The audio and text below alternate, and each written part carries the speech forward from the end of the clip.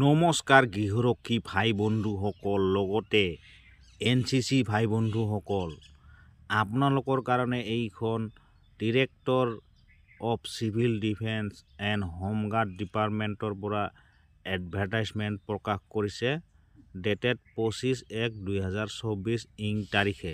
আৰু ইয়াতে কৈছে যে 269টা কনষ্টেবল গ্ৰেড 3 পদৰ বাবে যোগ্য প্ৰাৰ্থী বিচৰা হৈছে আৰু তেওঁলোকৰ পে স্কেল হ'ব 14,000 টকাৰ পৰা 60,500 টকা পৰ্যন্ত আৰু লগতে থাকিব গ্ৰেড পে 5,600 টকা পৰ্যন্ত। আৰু এইটো অনলাইন যোগে আবেদন কৰিব লাগিব www.slprbassam.in ত গৈ 1 ফেব্ৰুৱাৰীৰ পৰা 15 ফেব্ৰুৱাৰী 2024 তাৰিখৰ ভিতৰত। আৰু এই 269টা পষ্টক কেটেগৰী ৱাইজ ভাগ কৰা হৈছে।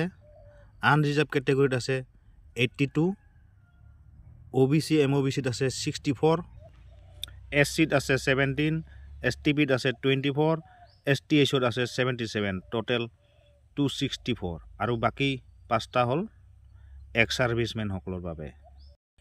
আৰু ইয়াতো কেটেগৰী ৱাইজ ভাগ কৰিছে।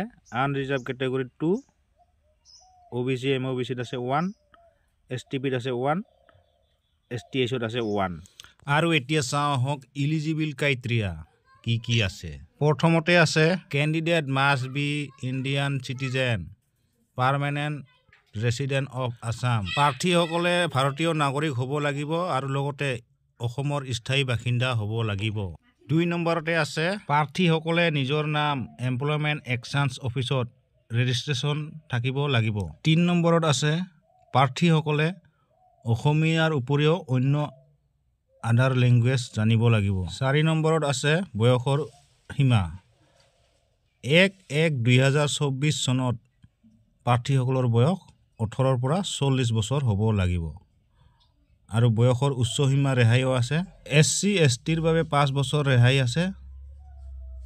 OBC MOBCৰ বাবে 3 বছৰ ৰেহাই আছে আৰু এক্স সাৰ্ভিসমেনসকলৰ বাবে 2 বছৰ বয়সৰ উচ্চ সীমা ৰেহাই আছে। আৰু এতিয়া লাগিব এডুকেশ্যন কোৱালিফিকেশ্যন। শিক্ষাগত অৰ্হতা HSLC পাছ মানে মেট্ৰিক পাছ হ'ব লাগিব। তাৰ উপৰিও লাগিব আদাৰ কোৱালিফিকেশ্যন। আদাৰ কোৱালিফিকেশ্যন মানে হোমগাৰ্ড ট্ৰেইনিং চাৰ্টিফিকেট থাকিব লাগিব নাইবা NCC A চাৰ্টিফিকেটখন থাকিব লাগিব। আৰু এক্স সাৰ্ভিসমেনসকলৰ বাবে কোনো আদাৰ কোৱালিফিকেশ্যন নহ'লেও হ'ব।